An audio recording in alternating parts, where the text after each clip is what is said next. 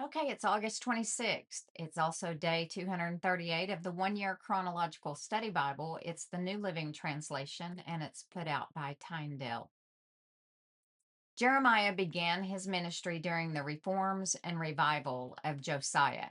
After Josiah's death, Judah returned to their former idolatry, and Jeremiah's ministry intensified as he pronounced God's judgment. Sadly, Jeremiah lives to see the judgment inflicted by God at the hands of the Babylonians as they burn the city of Jerusalem and destroy its temple and walls. Israel's persistent disobedience is costly. God's judgment is thorough. Jeremiah is later taken to Egypt, where his days and ministry end. Jeremiah mourns the death of Jerusalem and describes her as a widow and a slave. Lamentations 1:1. Jerusalem's splendor has departed, yet the promises of God regarding a returned people and a rebuilt Jerusalem console Jeremiah. By worldly metrics, Jeremiah's ministry is a failed ministry. According to God's metrics, however, Jeremiah fulfilled the purposes of God for his life. Before you were born, I set you apart and appointed you as my prophet to the nations. Jeremiah 1:5. Jeremiah remains in Judah. Jeremiah 39:11 through 18. King Nebuchadnezzar had told Nebuzaradan, the captain of the guard, to find Jeremiah. See that he isn't hurt, he said. Look after him well and give him anything he wants. So Nebuzaradan, the captain of the guard, Nebuchadnezzar, a chief officer, Nergal-Sharezer, the king's advisors, and the other officers of Babylon's king sent messengers to bring Jeremiah out of the prison.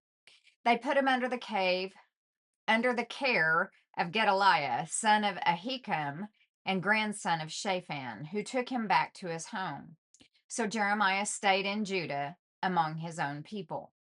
The Lord had given the following message to Jeremiah while he was still in prison. Say to Ebed-Melech, the Ethiopian, this is what the Lord of heaven's armies, the God of Israel, says. I will do to this city everything I have threatened. I will send disaster, not prosperity. You will see its destruction, but I will rescue you from those you fear so much, because you trusted me. I will give you your life as a reward. I will rescue you and keep you safe. I, the Lord, have spoken. Jeremiah 40:1 through 6. The Lord gave a message to Jeremiah after Nebuzaradan, the captain of the guard, had released him at Ramah. He had found Jeremiah bound in chains among all the other captives of Jerusalem and Judah who were being sent to exile in Babylon. The captain of the guard called for Jeremiah and said, the Lord your God has brought this disaster on this land, just as he said he would, for these people have sinned against the Lord and disobeyed him. That is why it happened. But I am going to take off your chains and let you go. If you want to come with me to Babylon, you are welcome. I will see that you are well cared for, but if you don't want to come, you may stay here. The whole land is before you. Go wherever you like. If you decide to stay, then return to Gedaliah, son of Ahikam and grandson of Shaphan. He has been appointed governor of Judah by the king of Babylon. Stay there with the people he rules, but it's up to you. Go wherever you like. Then Nebuzaradan, the captain of the guard, gave Jeremiah some food and money and let him go. So Jeremiah returned to Gedaliah, son of Ahikam, at Mizpah, and he lived in Judah with the few who were still left in the land. The temple destroyed. 2 Kings 25:8 through 21, 586 BC. On August 14th of that year, which was the 19th year of King Nebuchadnezzar's reign, Nebuzaradan, the captain of the guard, and an official of the Babylonian king arrived in Jerusalem. He burned down the temple of the Lord, the royal palace, and all the houses of Jerusalem. He destroyed all the important buildings in the city. Then he supervised the entire Babylonian army as they tore down the walls of Jerusalem on every side. Then Nebuzaradan, the captain of the guard, took as exiles the rest of the people who remained in the city, the defectors who had declared their allegiance to the king of Babylon, and the rest of the population. But the captain of the guard allowed some of the poorest people to stay behind to care for the vineyards and the fields. The Babylonians broke up the bronze pillars in front of the Lord's temple, the bronze water carts, and the great bronze basin called the sea, and they carried all the bronze away to Babylon. They also took all the ash buckets, shovels, lamp snuffers, ladles, and all the other bronze articles used for making sacrifices at the temple. The captain of the guard also took the incense burners and basins, and all the other articles made of pure gold or silver. The weight of the bronze from the two pillars, the sea, and the water carts was too great to be measured. These things had been made for the Lord's temple in the days of Solomon. Each of the pillars was 27 feet tall. The bronze capital on top of each pillar was 7.5 feet high and was decorated with a network of bronze pomegranates all the way around. Nebuzaradan, the captain of the guard, took with him as prisoners Sariah, the high priest, Zephaniah, the priest of the second rank, and the three chief gatekeepers. And from among the people still hiding in the city, he took an officer who had been in charge of the Judean army, 5 of the king's personal advisors, the army commander's chief secretary, who was in charge of recruitment, and 60 other citizens. Nebuzaradan, the captain of the guard, took them all to the king of Babylon at Riblah. And there at Riblah in the land of Hamath, the king of Babylon had put them all to death, had them all put to death. So the people of Judah were sent into exile from their land. Jeremiah 52:12 through 27. On August 17th of that year, which was the 19th year of King Nebuchadnezzar's reign, Nebuzaradan, the captain of the guard, and an official of the Babylonian king arrived in Jerusalem. He burned down the temple of the Lord, the royal palace, and all the houses of Jerusalem. He destroyed all the important buildings in the city. Then he supervised the entire Babylonian army as they tore down the walls of Jerusalem on every side. Then Nebuzaradan, the captain of the guard, took as exiles some of the poorest of the people, the rest of the people who remained in the city, the defectors who had declared their allegiance to the king of Babylon, and the rest of the craftsmen. But Nebuzaradan allowed some of the poorest people to stay behind to care for the vineyards and the fields. The Babylonians broke up the bronze pillars in front of the Lord's temple, the bronze water carts, and the great bronze basin called the sea. And they carried all the bronze away to Babylon. They also took all the ash buckets, shovels, lamp snuffers, basins, dishes, and all the other bronze articles used for making sacrifices at the temple. The captain of the guard also took the small bowls, incense burners, basins, pots, lampstands, ladles, bowls used for liquid offerings, and all the other articles made of pure gold or silver. The weight of the bronze from the two pillars, the sea with the 12 bronze oxen beneath it, and the water carts was too great to even be measured. These things had been made for the Lord's temple in the days of King Solomon. Each of the pillars was 27 feet tall and 18 feet in circumference. They were hollow, with walls 3-inch thick. The bronze capital on top of each pillar was 7.5 feet high and was decorated with a network of bronze pomegranates all the way around. There were 96 pomegranates on the sides and a total of 100 pomegranates on the network around the top. It's funny how, you get started reading what you think is a complete and total identical repeat of a different chapter in the Bible because we're reading it chronologically. It takes us to where we're at. But then you get more details, right? We got more details in that.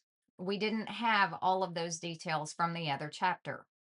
Nebuzaradan, the captain of the guard, took with him as prisoners Sariah, the high priest, Zephaniah, the priest of the second rank, and the three chief gatekeepers. And from among the people still hiding in the city, he took an officer who had been in charge of the Judean army, 7 of the king's personal advisors, the army commander's chief secretary, who was in charge of recruitment, and 60 other citizens. Nebuzaradan, the captain of the guards, took them all to the king of Babylon at Riblah. And there at Riblah, in the land of Hamath, the king of Babylon had them all put to death. So the people of Judah were sent into exile from their land. Now we're going to 2 Chronicles 36:15 through 21. The Lord, the God of their ancestors, repeatedly sent his prophets to warn them, for he had compassion on his people and his temple. But the people mocked these messengers of God and despised their words. They scoffed at the prophets until the Lord's anger could no longer be restrained and nothing could be done. So the Lord brought the king of Babylon against them. The Babylonians killed Judah's young men, even chasing after them into the temple. They had no pity on the people, killing both young men and young women, the old and the infirm. God handed all of them over to Nebuchadnezzar. The king took home to Babylon all the articles, large and small, used in the temple of God, and the treasures from both the Lord's temple and from the palace of the king and his officials. Then his army burned the temple of God, tore down the walls of Jerusalem, burned all the palaces, and completely destroyed everything of value. The few who survived were taken as exiles to Babylon, and they became servants to the king and his sons until the kingdom of Persia came to power. So the message of the Lord, spoken through Jeremiah, was fulfilled. The land finally enjoyed its Sabbath rest, lying desolate until the 70 years were fulfilled, just as the prophet had said. Jeremiah wrote Lamentations to mourn the destruction of Jerusalem in 586 BC and the beginning of the exile. Sorrow in Jerusalem. Lamentations 1 through 22. Jerusalem, once so full of people, is now deserted. She who was once great among the nations now sits alone like a widow. Once the queen of all the earth, she is now a slave. She sobs through the night, tears stream down her cheeks. Among all her lovers, there is no one left to comfort her. All her friends have betrayed her and become her enemies. Judah has been led away into captivity, oppressed with cruel slavery. She lives among foreign nations and has no place of rest. Her enemies have chased her down, and she has nowhere to turn. The roads to Jerusalem are in mourning, for crowds no longer come to celebrate the festivals. The city gates are silent, her priests groan, her young women are crying. How bitter is her fate! Her oppressors have become her masters, and her enemies prosper. For the Lord has punished Jerusalem for her many sins. Her children have been captured and taken away to distant lands. All the majesty of beautiful Jerusalem has been stripped away. Her princes are like starving deer searching for pasture. They are too weak to run from the pursuing enemy. In the midst of her sadness and wandering, Jerusalem remembers her ancient splendor. But now she has fallen to her enemy, and there is no one to help her. Her enemy struck her down and laughed as she fell. Jerusalem has greatly sinned, so she has been tossed away like a filthy rag. All who once honored her now despise her, for they have seen her stripped naked and humiliated. All she can do is groan and hide her face. She defiled herself with immorality and gave no thought to her future. Now she lies in the gutter with no one to lift her out. Lord, see my misery, she cries. The enemy has triumphed. The enemy has plundered her completely, taking every precious thing she owns. She has seen foreigners violate her sacred temple, the place the Lord had forbidden them to enter. Her people groan as they search for bread. They have sold their treasures for food to stay alive. O Lord, look, she mourns, and see how I am despised. Does it mean nothing to you, all you who pass by? Look around and see if there is any suffering like mine, which the Lord brought on me when he erupted in fierce anger. He has sent fire from heaven that burns in my bones. He has placed a trap in my path and turned me back. He has left me devastated, racked with sickness all day long. He wove my sins into ropes to hitch me to a yoke of captivity. The Lord sapped my strength and turned me over to my enemies. I am helpless in their hands. The Lord has treated my mighty men with contempt. At his command, a great army has come to crush my young warriors. The Lord has trampled his beloved city, like grapes are trampled in a winepress. For all these things I weep. Tears flow down my cheeks. No one is here to comfort me. Any who might encourage me are far away. My children have no future, for the enemy has conquered us. Jerusalem reaches out for help, but no one comforts her. Regarding his people Israel, the Lord has said, Let their neighbors be their enemies. Let them be thrown away like a filthy rag. The Lord is right, Jerusalem says, for I rebelled against him. Listen, people everywhere. Look upon my anguish and despair, for my sons and daughters have been taken captive to distant lands. I begged my allies for help, but they betrayed me. My priests and leaders starved to death in the city, even as they searched for food to save their lives. Lord, see my anguish. My heart is broken and my soul despairs. For I have rebelled against you. In the streets, the sword kills, and at home there is only death. Others heard my groans, but no one turned to comfort me. When my enemies heard about my troubles, they were happy to see what you had done. Oh, bring the day you promised when they will suffer as I have suffered.